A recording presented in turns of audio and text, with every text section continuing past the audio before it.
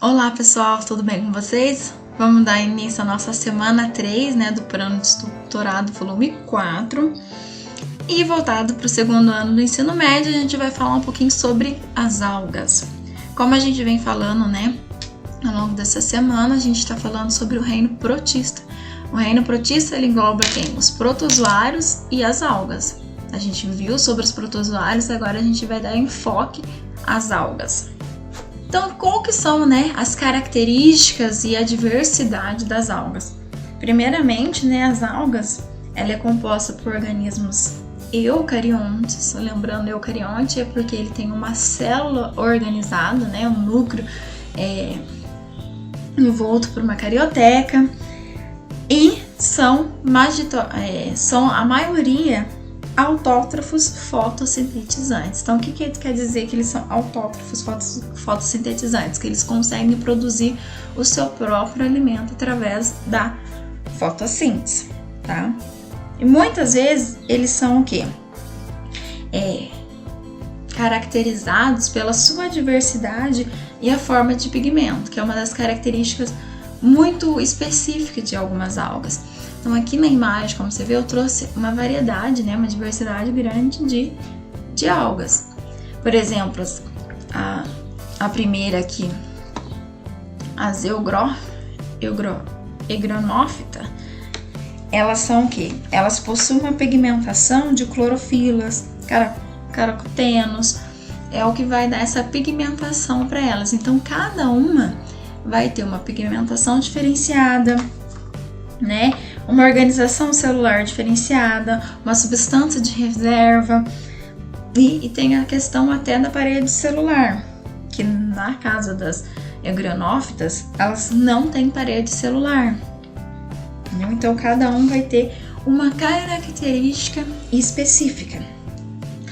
Como vocês podem ver, até na primeira imagem da capa, as algas elas são muito parecidas com as plantas. Até um bom tempo, antes de ser analisada especificamente as suas características, elas eram agrupadas nas plantas. Mas por que elas deixaram de ser agrupadas no reino Plantae, Primeiramente, é a questão, a origem, materna para sua nutrição.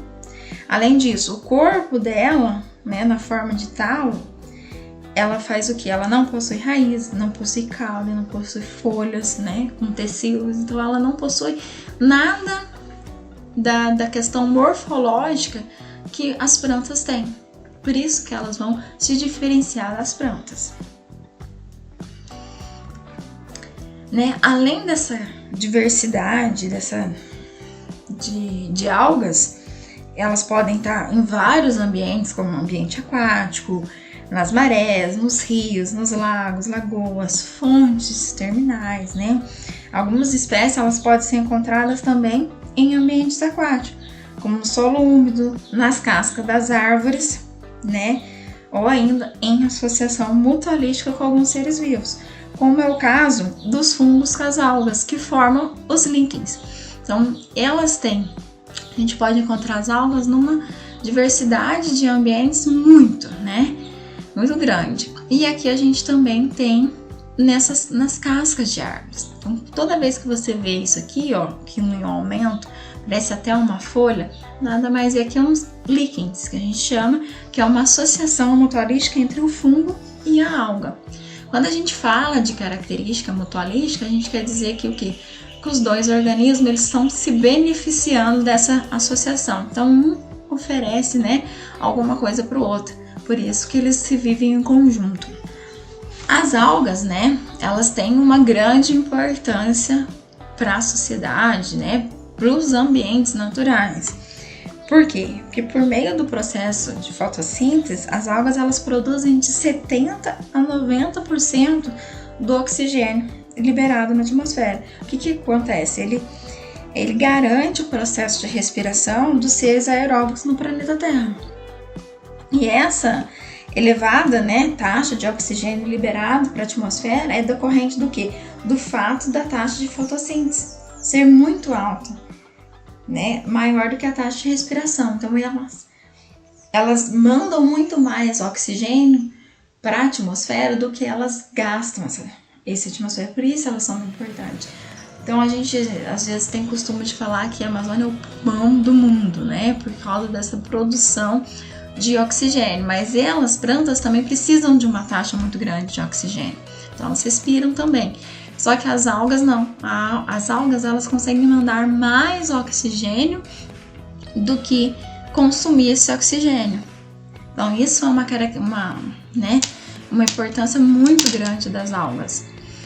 Tem outro fator, né, que é a maré vermelha. É um fenômeno que acontece, né? O que acontece? Quando ocorre uma elevação da temperatura, né, da água, as condições são muito favoráveis para que ocorra, né, aumente a nutrição, né, das algas pirrófitas.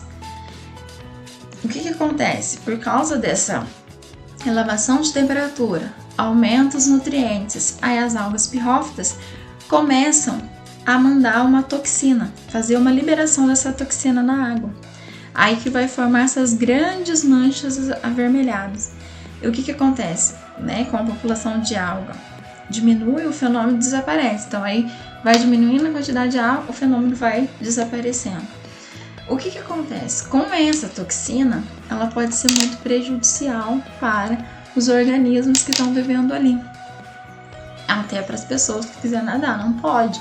Então essa toxina, ela é prejudicial. Então tem dois pontos, tem dois fatores. A importância das algas em relação à produção de oxigênio e essa questão de uma proliferação e essa produção de toxina podendo prejudicar aquele ambiente.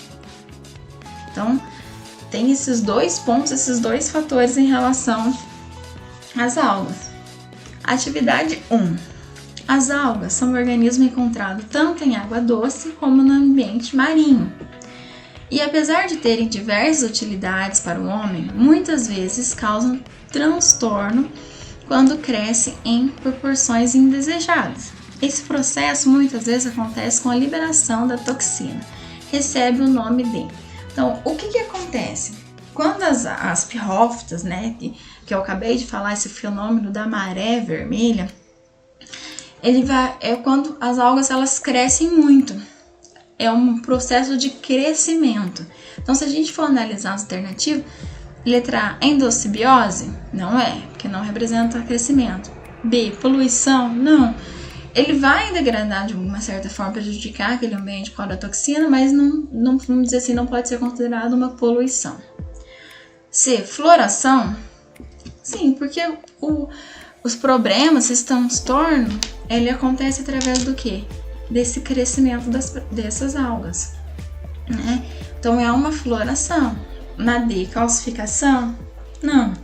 E fotossíntese também não, porque a fotossíntese não libera toxina, só oxigênio. Então a alternativa correta é a floração. Então quanto mais as algas vão florescendo, né, elas vão crescendo e vão fazendo o quê? Tendo essa grande liberação de toxina, que a gente chama do fenômeno de maré vermelha.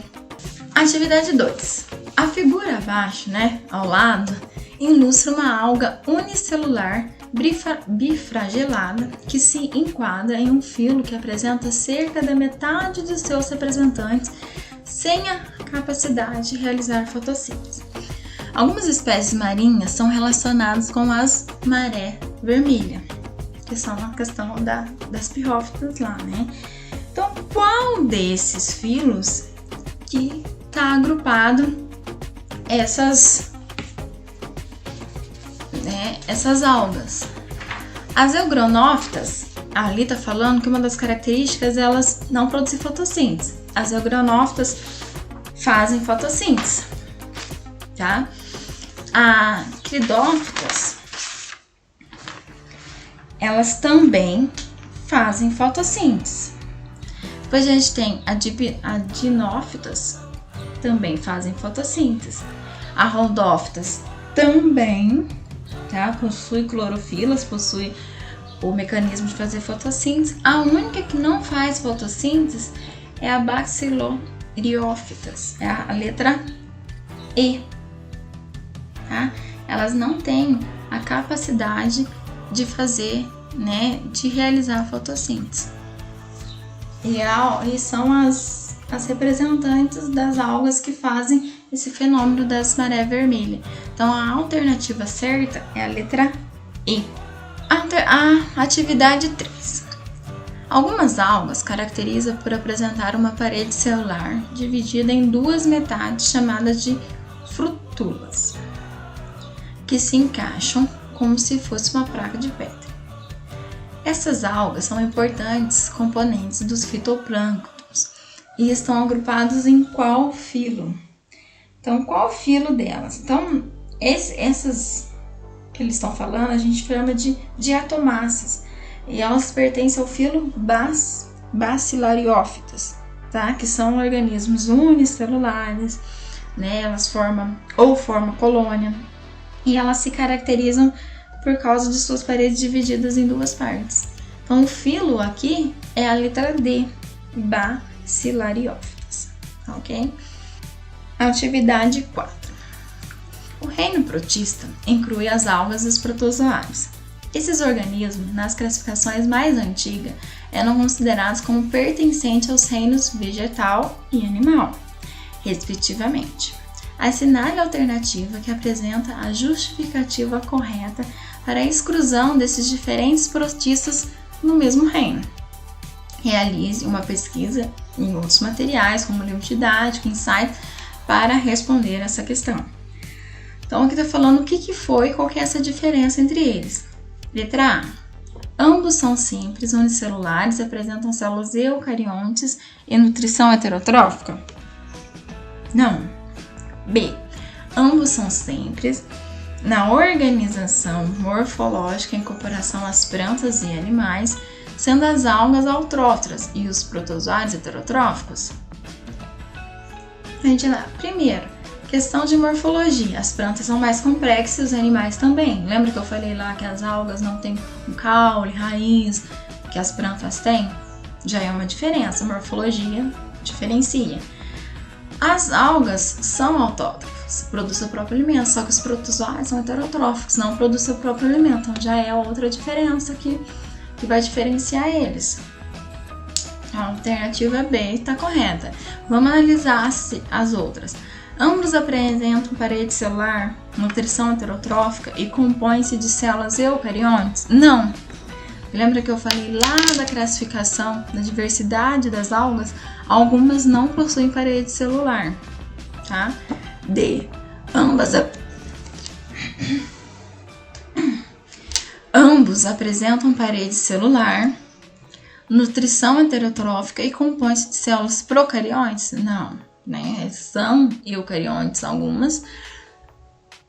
Algumas não apresentam parede celular, né? Porque ele está falando que a âmbar apresenta, mas algumas algas não apresentam. Então a D também está incorreta. E. Ambos são pluricelulares, sendo as algas autótrofas e os protozoários heterotróficos. Ali, ambos são pluricelulares, está errado, porque eu tenho organismos protozoários unicelulares. Aí o restante está certo, as algas são autrótrofas e os protozoários heterotróficos, mas ambos não são pluricelulares, então a alternativa E também está errada. Então a única resposta certa é a alternativa B, que ambos são simples na organização morfológica em comparação a plantas e animais, sendo as algas autótrofas e os protozoários heterotróficos. Atividade 5. Maré vermelha deixa litoral em alerta.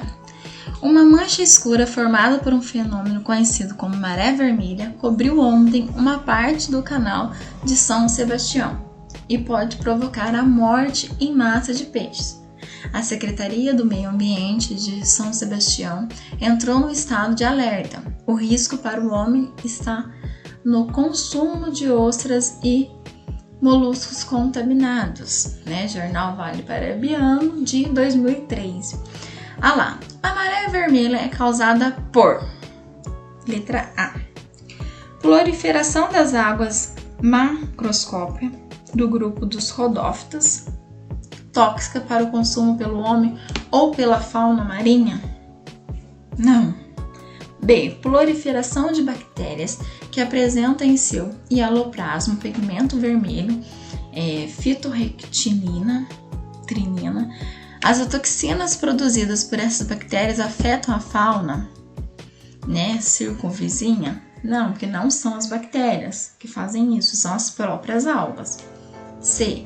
Crescimento de fungos sobre material orgânico em suspensão, material este proveniente de esgotos lançados no mar nas regiões de grandes cidades litorâneas? Também não, porque não é o fungo que está relacionado a esse fenômeno de maré vermelha também. D. Proliferação de líquens, que são associações entre algas unicelulares, componentes do fitoplâncton, e fungos. O termo maré vermelha decorre da produção de pigmentos pelas algas marinhas associadas ao fungo? Não, porque os líquens eles vivem no quê? No ambiente terrestre, em cascas de árvores e não no mar. Então essa alternativa também está errada. Então não tem como ela estar relacionada ao fenômeno maré vermelha. E letra E. Explosão populacional das algas unicelulares do grupo das pirrófitas, componentes do fitoplâncton. A liberação de toxinas afeta a fauna circunvizinha. Essa tá certo. O que acontece? Lembra que a gente viu na outra questão lá? A floração, a grande floração das pirrófitas vai fazer o que? Esse fenômeno de maré vermelha. E com isso elas liberam uma toxina que vai ser prejudicial para os seres vivos que estão ali, os peixes, algumas plantas. Então a alternativa correta aqui é a letra E. Explosão populacional de algas unicelulares do grupo das pirrófitas, componentes do fitoplâncton, né? E a liberação das toxinas vai acabar afetando a circunvizinha. Então, pessoal, a gente vai ficando por aqui. Não se deixe de se inscrever no canal, acompanhar as correções, né, dos planos de estudo tutorado. Não deixe de se cuidarem e até a próxima semana.